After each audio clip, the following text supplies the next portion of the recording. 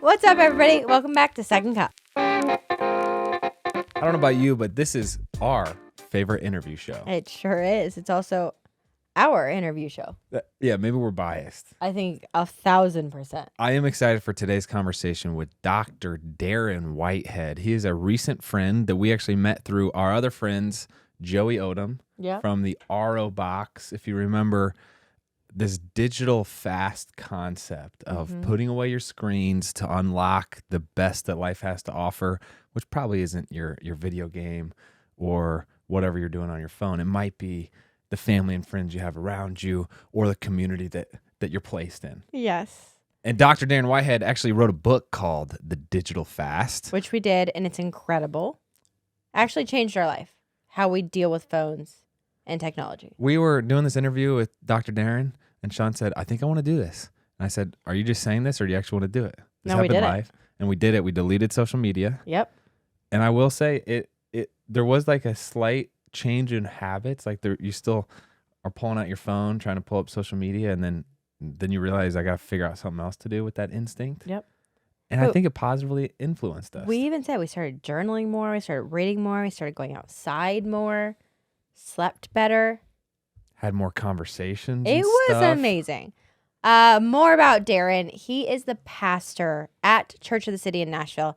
In 2013, he actually founded the church. Wow. And now there are several locations across Nashville that are so incredibly popular. It's really impressive. He has his master's in ministry, his doctorate from Capital Seminary and graduate school. And I respect the way he thinks. So this is actually becoming an exercise that a lot of different groups across the country are doing. If you listen to what Dr. Darren has to say and you're interested, we'll link information to his book down below. It kind of walks you through the process of that. But we talk about a lot of things. He has kids himself. Yep. And we talk about how this impacts that aspect of his life. So anyway, thank you, Dr. Darren, for giving us the time. And thank you for listening. Without further ado, Dr. Darren Whitehead. Well, I would love to roll into it and start with the story you were just telling us downstairs about your 50th birthday party you just had. Yeah. And the message that your daughter shared with everyone. Yeah. 'Cause I think that's a powerful I might point. cry because this is within the last hour that this just happened. Please, what did she get up there and tell the whole crowd? So her name is Sydney, and I'm just coming from my 50th birthday, as you said, and my wife, Brandy, organized a bunch of people to say some things. It's kind of a very Aussie tradition and a milestone, more so than Americans. At least in my experience, I've lived in the US for 26 years. It's a very Aussie thing to do, to like, you gather together and a number of people just share some stories or thoughts or whatever. You know, I grew up doing that a lot. And so Brandy organized a number of different people that I've known for more than 20 years, 25 years, 26 years. Wow. And originally, my daughter, Sydney, she's about to turn 18. She was not going to speak because Brandy said, we've got too many people speaking. But she came up and said, I just can't help myself. I've got to say something. And so she got up and she told everyone that we're so close and that we're best friends. She said, he's my best friend. She said, I know not many kids my age are going to say that about their dad, but he's my best friend. Like, I tell him everything. And I'm like, I'm getting emotional now saying this, you know. We go on a lot of one-on-one dates or go grab coffee or whatever, and I just try to hear what's going on in her heart, you know. I feel like sometimes we're so overloaded with information. We can know more about what's happening in the conflict in the Middle East than we know about what's going on in the hearts of our kids. And so to purposely slow down and to look at my daughter and just go, what's happening in your world right now? What's happening in your heart? What are you afraid of? What are the anxieties that are playing out inside of you? What are you proud of? So that's what she talked about. And it was, you know, I think everyone was crying, honestly. That's amazing. It's such a good point you bring up about the conflict in the Middle East, because it is such a natural tendency that I have to look for the most exciting or sensational thing. Right? Yes. And it's like, okay, wow, there's a war happening today, or the stock market's booming today, or crashing today, or this, this candidate said whatever today. Yes. And the more subtle things, the slower burn is what's going on in my family, in my household. And it's like, for sure there's way less sensationalism in it, or like the adrenaline you might get when you hear that news from inside your own house is not going to match the outside news, but over time, much more meaningful. Right? Correct. Yes, yeah. Definitely. I'm curious. We have a 4-year-old daughter. I cry about her a lot, probably weekly, recreationally. Yeah, it's my favorite thing. So much so that our daughter knows it now. So he'll start crying, and she's like, "Daddy, are those happy tears again?" And he's like, "Yes, baby." And she'll be like, "Daddy, don't cry." Yeah, but I just can't help it. Honestly, she's been developing such a beautiful personality. Anyway, you have this 18-year-old daughter. Yes, that seems like that's a really good aiming point to have. Yes, the experience you just had. So, what recommendations do you have for me to get to that point? Yeah, so I have 3 teenage daughters, and I was one of 3 boys. I was the eldest of 3 boys. I didn't have a sister, and now I have a house full of ladies. And what I say is there's always someone crying in my house. It's usually me. So I publicly complain about it and secretly love it. And the advice that I would give you, that it was given to me, is study each of your girls and stay connected to them. They're all really different. I'm saying each of my girls. Each of my girls, different personalities, motivated by different things, different natural proclivities, gifts, talents. They want different things from me, and I am fighting to stay connected to them as little kids, toddlers, as elementary age children, when they go through the rages of puberty. I still want to stay connected to them. And by the grace of God, that has happened. I have a closer connection with my oldest daughter than I would have imagined that I would have had. She really tells Brandy and I everything. Like, I didn't tell my parents everything. But I think, we sort of talk, they watch how we live our lives. My girls are old enough now to really they see us, they see other adults, they see the sort of the value system and the culture of our home.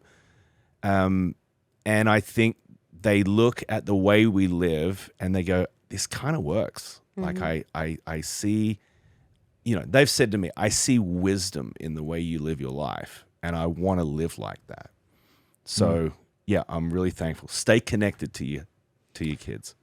That's something we've been learning firsthand with our kids, and we've been working on so hard, is learning that each kid is so drastically different. It needs parented different. Yes. It needs spoke to different. Needs loved differently. And we have conversations about that weekly of what did we do right with each kid? What should we work on? And it is, it's exhausting trying to keep up because they change daily, weekly. What worked last week does not work this week. That's right. But it is really cool to see it pay off so well when you do it right for each kid, because they just flourish, and it's so beautiful. I'm becoming increasingly convinced that my job as a parent is just to not mess them up. Obviously we got to set guardrails in place, but can I just let them become who they are and remove my imperfections as much as possible, right? Apply as much love and as little imperfections as possible. Am I way off base, or what? I mean, there is the truth to that. I think, my kids aren't full-grown adults and married and all of that yet. So, I mean, I've still got a lot of parenting to do. I have a sneaking suspicion that so I just turned 50 or about to turn 50. If 60, I could speak to me as 50. My guess is my 60-year-old self would say, "Hey, bro, it's going to be okay." they're going to be great human beings. They're going to turn out to be fine. And we've had certain seasons where we've been terrified and anxious and so worried and we need help. And, we've had some hard seasons. And we're not in a hard season right now. We're in a wonderful season right now. But I think that 10 years from now, I would say to myself, hey, bro, it's going to be okay. That you teach what you know, but you reproduce who you are. And your kids are watching you. And your kids are adopting your value system. And I think my kids are probably going to be fine. They're probably going to be adults that I like. Yeah. It is terrifying, though, to have toddlers right now in our position. Yes. When we have no clue. Like, we don't have the 18-year-old right now where you're, like, reassured that, Right. we're kind of halfway there into, like, the adulthood. They're doing pretty well. Yeah. We have, like, the 4-year-old and the 2-year-old who throw tantrums where you're like, I don't know where that came from. Yes. And it can be a little scary sometimes. Yes. I'm like, I don't know what you're going to turn out like. It'll be fine. It'll be great. They'll be wonderful humans. Yeah. But it is interesting. Parenting is the most difficult thing I've ever done. Yeah. I mean, so I was a youth pastor for 10 years. I kind of thought that, when the teenage years roll around, like, this is my sweet spot. This is my wheelhouse. Like, watch me go. Teenagers think I'm great. Yeah. Like, I'm just going to be so good at this. And I was astounded that none of my superpowers worked. It was they've literally been so many times with my daughters where I'm just like, I think I'm a relatively persuasive human being and nothing is working. Yeah. Nothing. I think about it all the time. You go online and social media, they're like, you got to do something uncomfortable every day. So dip in the ice bath or lift weights. Right. And I'm like, you know what? You should try parenting and marriage. That is pretty uncomfortable. It's pretty uncomfortable. Yeah. Right. I am, the other day I was putting to sleep our 5-month-old and it's like such an amazing experience when his eyes are closed, just fully rested in my arms, caressing my hand. And I found myself so frustrated though, because I literally thought there's nowhere else in the world that I would rather be. And there's nothing else I'd rather be doing, but I still found my mind wandering. Yeah.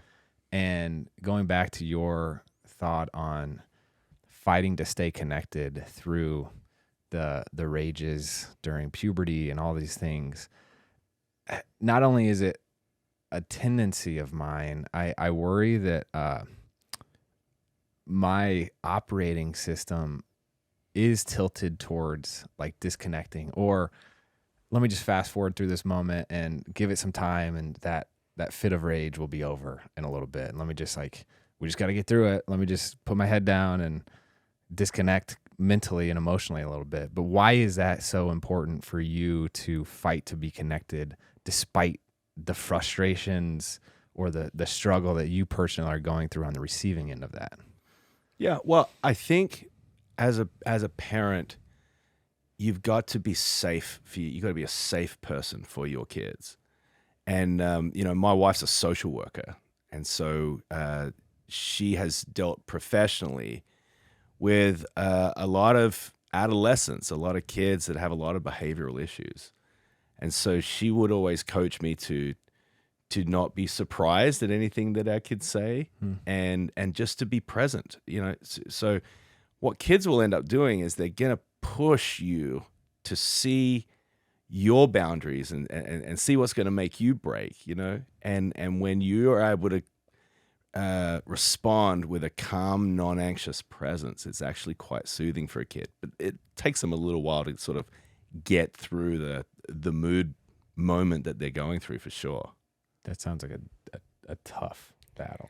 It is a tough battle, and it is funny that you say that, because similar to like being a youth pastor, not in that I'm so similarity. excited to hear this, Shawn. Please share. I don't mean it that way. I used to coach teenage and young girls all the time. You're like, I got this. Yeah, and I so easily could see in the questions that they asked and how they acted. They would ask a question and be like, "Oh, so I don't know. Did you ever get bullied?" And in my mind, I'm like, "You're asking this out of pain." Like, it speaks so your tantrums, everything.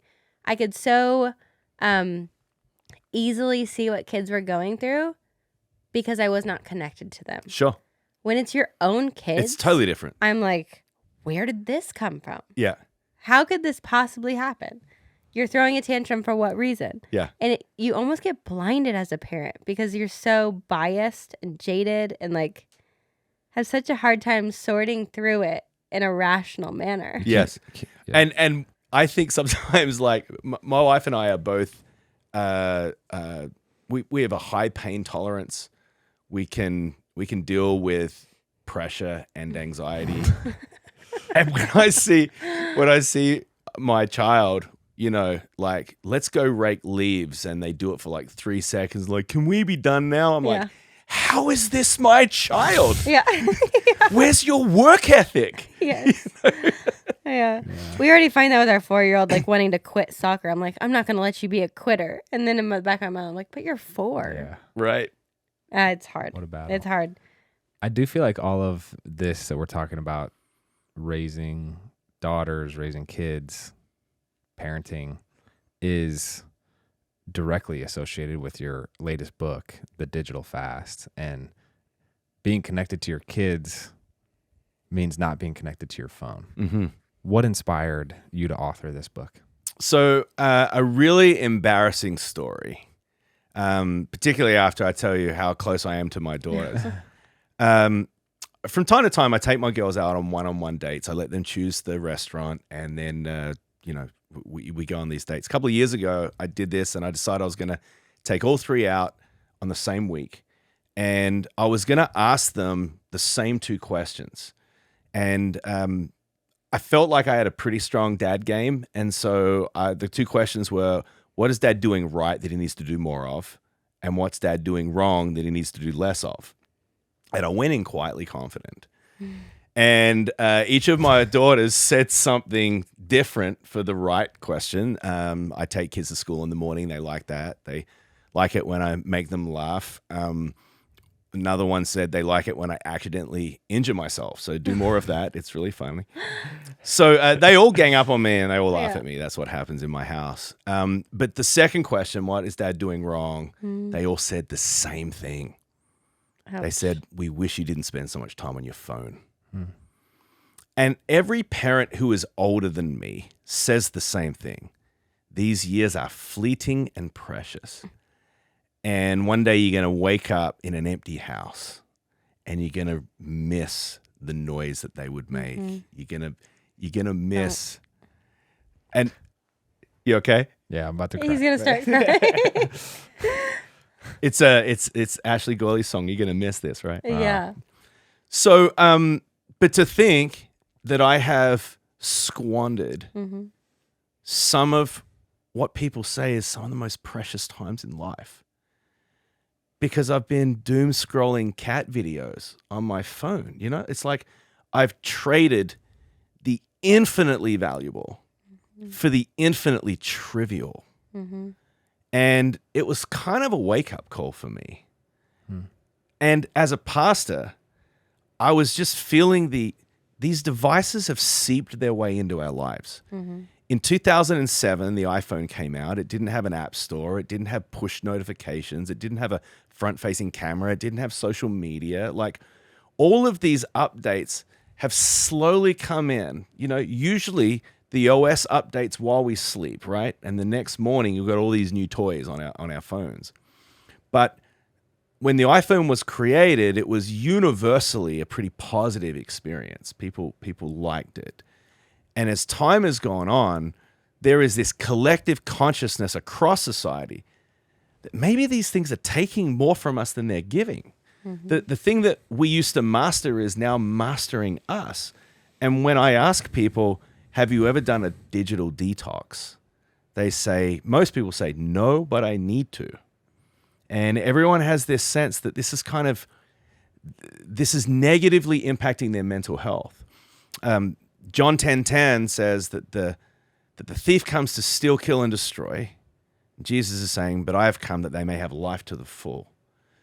And I believe that the thief, the enemy, is using a smartphone to steal our time, to kill our relationships and destroy our peace. And it might be the most effective device that the enemy has ever had to be able to do this on an ongoing basis, like throughout our day. These have become like appendages to us. So I've been concerned about the impact on people's social health, their mental health, and as a pastor, on their spiritual health. And so we decided that we were going to church-wide do a time where we would step back from our devices and we would do a 40-day digital fast. Mm-hmm. And it's truly one of the most remarkable things we've ever done as a church. That's amazing. It's got to be affirming when books come out like The Anxious Generation, which almost brings awareness to the issue, but almost with no solution. Yes. And what I love about this is that it's, okay, we're all aware of this unsettling that we feel. And this is not where we want to be as individuals, whether you're a believer in Jesus or not. Everyone has that feeling. And then there's quotes in that book where Jonathan Haidt says, the phone-based life produces spiritual degradation in all of us. And it's like, I don't know this guy's faith background, but he's talking about everybody. He's an atheist. Yeah. He is a Jewish-born atheist. I actually talked with him a couple of weeks ago about the Anxious Generation and about this book. He was so excited because it's an actionable plan. Right. Mm-hmm. You know, Jonathan Haidt says this is a collective action problem, which means that we all know that these are having detrimental impact on our mental health. And yet if you ask a teenager, then why don't you just get off social media? They'll say, I can't, because everyone else is on it. What's powerful is when, to address a collective action problem, you take a community and we do collective action together. So we all do it together. So your friends, so your teenagers and their friends are all doing a digital fast, and their parents and their grandparents and their small group and their church. And I didn't design it with that in mind. It was what we discovered when we did it. They're like, oh, this is easier. Doing a digital detox by yourself is actually kind of hard because you feel like you're getting left out of everything. But when everyone's doing it, you're gamifying the whole thing. What about the people that might not have that church community that you can find at Church of the City? Well, I think that you could do it with your neighborhood. You could do it with your school. You could do it with the parents that are on the soccer team. It's any sort of micro community going on that journey together. That's what makes it really powerful. I think it's been interesting. I've been following a bunch of these articles and studies and tests done on schools who are actually trying to do this by not allowing phones in the school. Or when you walk into a classroom, you have to put them into a bucket. And it's been interesting. In my mind, when you talk about it being the enemy, it makes sense. But there's been such a pushback that it's either not legal to take phones from kids, or there's some reason with every single time they try this that it's not allowed. And the kids will always get their phones back. And it's just sad because I feel like you're seeing so many people attempt to do this. Take it away from kids, give back their childhood, give back their attention span, and some freedom from everything that a phone has. And over again, you're seeing it fail, which is kind of terrifying. Yeah. I'm pretty hopeful, Shawn. I'm seeing the tide really turning. I've been meeting with school principals trying to convince them to just go phone free. Yes. It's one of Jonathan Haidt's 4 norms, you know. His norms are no smartphones before high school. The second is no social media before 16. The third is phone-free schools. And the fourth is more unsupervised play outside. And this is all based on research. What's quite profound about it is that is so actionable. And it gives parents like your age a lot more insight, because your kids aren't asking for a smartphone yet. You're going to learn from the mistakes I made, because when my oldest daughter was old enough to do sleepovers and school sports, I wanted to be able to get hold of her. And so I grabbed an old iPhone from a junk drawer in the kitchen and I fired it up and I gave it to her. I gave her the most powerful addictive device that human beings have ever conceived. And I gave it to her when she was, 12. By the way, the average age for a kid in America getting a smartphone is 11. So, wow. Jonathan Haidt is saying, like, you don't want a child to even have access to something like this until at least about 14, when they're starting high school. So there's a lot of years in there for a kid to be completely numbing themselves with a phone. And the research, what I say to parents is, if your kid has a smartphone and they're a young teenager, I'm not judging you. There's no shame. There wasn't research before. None of us really knew the impact of these devices, but we do now. Since about 2020, there is clear research that is not just correlation, social media and smartphones on mental health amongst teenagers, it's causation. Like it is clear that the impact of this is causing a mental health crisis with this age. And what is even more specific is the age and stage of a teenager who is affected the most, it's the most detrimental, is girls going through puberty. I got to talk to Ben Carson a couple of weeks ago. I was on his podcast, and he's a brain surgeon, and I learned that in human brain development, the 2 times where the brain is the most active in terms of development and growth, first is in utero, in the womb. You'd expect that. The second is when they go through puberty, and their brains are just firing at just rapid rates. It's kind of reinventing itself. So you add to that the superficiality of Instagram or the addiction of TikTok, where it's body image and it's just so shallow. And people are playing the new OCD as obsessive comparison disorder. And so you've got these 13-year-old girls whose bodies are changing. They feel insecure. They feel uncomfortable in their skin, and they're feeding themselves this visual junk food that is really destroying them, destroying their mental health. So what I say to parents is no shame. If your kid, if you have a 13-year-old girl, maybe they're going through puberty and they have social media, I would just say this. Some of them often say, well, the ship sailed. Well, if you know a ship's going to sink, or if you know something's wrong with the ship, what do you do? You turn it around, right? You course correct. And this is important enough. I would say parents should say to their kids, hey, why don't we all do a digital fast? Why don't we just take a break together, and then let's revisit the conversation after that. Let's decide if we want to put social media back on your phone. Why is this the right solution to the problem? I think it's a solution. It is an actionable solution. What I am calling people to do is not take a hammer and smash up their smartphone. There's got to be somewhere in between addiction and Amish, right? There's got to be a way of us thinking about this in a healthy manner. So I encourage people to think about the apps on your phone through the lens of distraction versus utility. What are the distraction apps on your phone? What are the utility apps? Distraction is social media and games and news and shopping apps, video apps, email. These are the wormholes of distraction. These are the things when you pull up at the lights and you're waiting for 6 seconds, you decide to grab your phone and just start scrolling on something, right? Get those off your phone for 40 days and reduce your phone down to a utility device.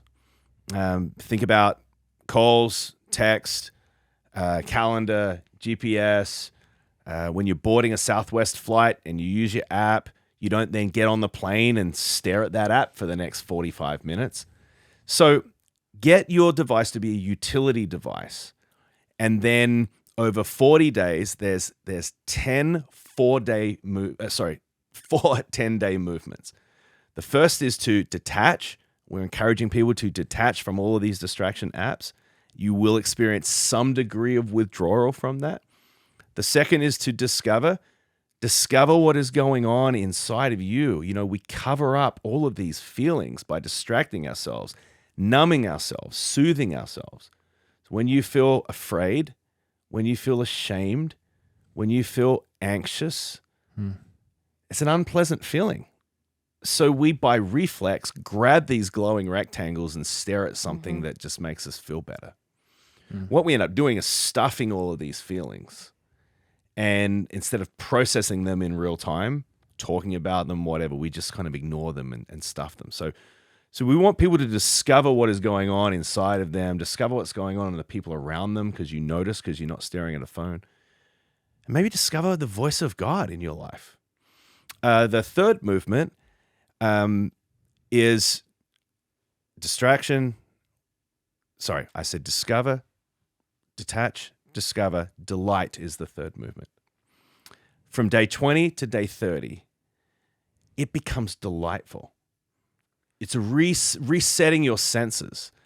Jonathan Haidt told me that the reason that it is delightful is that our dopamine receptors are overloaded right now because social media causes us to fire so much dopamine. So dopamine doesn't do what it's supposed to do. And it takes about 3 weeks for dopamine to get back to regular levels to start bringing you joy again. And I remember my daughter, she's 13 years old. She asked me to watch her on the trampoline. And I remember walking outside and feeling the grass under my feet and smelling the air and looking at the sky and listening to her squeal and giggle. And I just had this conscious thought, this is a better life. The final movement is to determine what do I want things to look like on the other side of this fast? And we encourage people to Marie Kondo your digital world. Marie Kondo, famous for cleaning out closets, pull up an item of clothing. Does this spark joy or not? I want people to ask the question, does Instagram on my phone spark joy?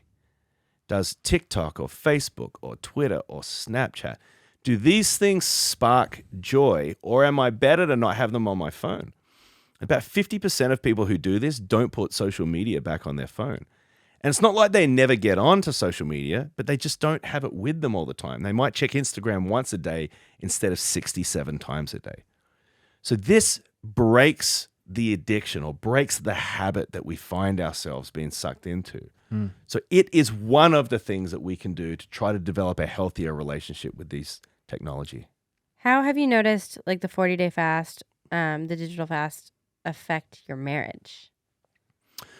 Well, it's impacted my marriage a lot, actually, because first of all, we're just so much more aware of our digital consumption. It's so funny that these devices have they've taught us to violate just conventional social etiquette. Like someone's talking to you and you feel a buzz in your pocket and you just can't help but look at it, and you look at it and someone's still talking and you're just kind of like checking something out and that's the weather. And, it's like, it's so rude. And so my wife, Brandy, and I are so much more aware of how we are using these devices, like even in our marriage. It is so easy. If you're not conscious of it, it's so easy to lay next to someone in bed and both numb out on your phones. And we don't do that anymore. So that has certainly impacted us. And then certainly in our marriage as we co-parent, our children, this is a conversation that we have a lot. Do you have any rules now with your daughters on what is allowed on their phone and what isn't? Yes. Or is that up? I don't want to say up to them, but... Lots of rules. Okay. First of all, I own all the phones. Great. So they are using my property. I pay for, I sound like a tyrant here, but I pay for these devices every month for the data plans and such. I own them. If they drop them and break them, sadly, I end up repairing them. These are my devices. And so they need to operate within the established rules that I have. This is funny, and I wouldn't even recommend this, but this has just worked for us. So my girls don't have social media on their phones, except my oldest daughter, Sydney, has Instagram. But I have a restriction on this. I'm not even recommending this. This is just what we do. I have a restriction on her Instagram consumption of 1 minute a day. Wow. She can go on Instagram for 1 minute a day. And I said to her, I know it's absurd. I can't even. I'm sort of shocked she agreed to it, but she just kind of did. Yeah. And so when she is, I said to her the other day, you know, like, honestly, how do you feel about having only 1 minute a day? She goes, it's frustrating sometimes, but I think it's good for me. So my other daughters don't have social media on their phones, and they're kind of locked down. And, you know, over the last year and a half or so, we've sort of become quasi spokespeople for this subject matter. And the first time I ever brought it up, it was probably 3 years ago. And I said from stage that I think that TikTok is one of the most evil inventions that I've ever seen. And I said, I think it's a tool of Satan. And I'm actually not even joking. And a lot of people applauded. I came home for lunch, and my two eldest daughters were in tears. They're like, all of our friends are going to lose TikTok, and it's going to be our family's fault. So they were really devastated by this. Over the course of time, I've talked so publicly about this. My kids are like, now, when someone says something like, don't come at me, bro, take it up with my dad, you know? Yeah. So they're a little more resilient with all of that. But yeah, we have a lot of rules. Social media on the phone is one of the big ones, honestly. It's just so dangerous in terms of comparison and distraction and all of that. So when we do vacation, we put the phones up. We don't have them have their phones in their bedrooms at night. Sometimes they violate that one. I also have their phones locked down, so their phones turn off at 8 p.m. and they can't use anything after that. Is that like a certain app? It's screen time on iPhones. Oh yeah. And you know, it's not super intuitive to do, but I would encourage parents to either watch a YouTube video and learn how to do it, or get some sort of local tech person to help them do it. It's worth it, because my daughter's phones are all bricks from 8 p.m. to 7 a.m. They can't really do anything with them, with the exception is if they beg me for some screen time because they need to text a friend about homework or something, and I might let them do it. I'm going to go on a little tirade right here. Okay. Well, this is all stuff that we anecdotally, or we've heard before. Like, the phones are bad. We feel that. But I feel like we've had some interesting anecdotal stories that apply to this. I want to preface it by, you alluded earlier to, losing our minds and disengaging from the present and engaging with something like TikTok, which then got me thinking about the trends and the YouTube algorithm and all these things, and how that really strips away the body of Christ. And it's like, oh, we're all following the same trends now. Right. And now Pastor Darren is wearing the same thing as Andrew is, because we're all just watching the same thing. And it kind of strips away the little nuances of how God made me and how that made it different than you. And so it puts us into this matrix of a system. Anyway, I'll never forget going into Instagram headquarters and them telling us that the first thing they told us was that you should create on the platform more than you should consume. And to me, that was in 2017. And I'll never forget that, because it was like, oh, my whole relationship with TikTok before, or Instagram before, was just consuming. Sure. And that was a really pivotal thing for me, because like, no, I actually do want, if I'm going to be using social media, I want to focus on the creation of it. And that positively impacted us. The second thing is, we were at an Apple keynote event, which was like a dream come true to be there. They're announcing the new iPhone and all the new features. So cool. It was so sweet at Apple campus. And Steve Wozniak comes up to Shawn. They did Dancing with the Stars together and says, Great my guy. gosh, Shawn, how have you been? It's so good to see you. They hadn't seen each other in years. And he was holding a newspaper and said, I see your name in the newspapers every now and then. And I'm like, newspapers? What do you mean? I'm talking like, what are these newspapers you speak of? But he does not use the product that he created. Wow. And I was like, okay, so we all know the situation here. Which is also terrifying. Like, That is terrifying. terrifying. we all know the situation here. And I just get, I about a year and a half ago, I probably ruined some friendships doing this, but I got so much slack from my friends for not responding. And my dad raised me in a very like wild at heart type of way, adventure and Boy Scouts, and we're outside, we're on the lake, But he also raised you with the intentionality of like conversations should be face to face. Yeah. Or over the phone, but never through text. Pretty much. I mean, it obviously wasn't the same situation as when he was growing up, but like I, deep in my soul, I felt this unrest of like, I don't want to have my relationships on this thing. Like that's not what I'm used to. Yeah. And so all my friends were giving me slack because they're like, yeah, you're never going to respond to a text message. And it's like, who said that I'm supposed to be available to you 24/7? That's right, buddy. You know, that's it's right. Like if we're going to be friends, let's just start scheduling times to be with each other. Because I think about Bob Goff, Love Does. I think about The Ruthless Elimination of Hurry, and these books and there's a book called Margin that's phenomenal, talking about scheduling in these blocks of time where you do nothing. Yes. And that's when the whimsy of life happens, man. When you're on the plane and not everybody's into it, but you're having a conversation with the stranger next to you, or you're at the grocery aisle, or like that's when these colorful moments that can really change your life and like bring so much depth and meaning to it happen, and they're getting lost. So anyway, thank you. Just one point to that. I interviewed a woman, a professor named Dr. Felicia Wu Song. She wrote a book called Restless Devices.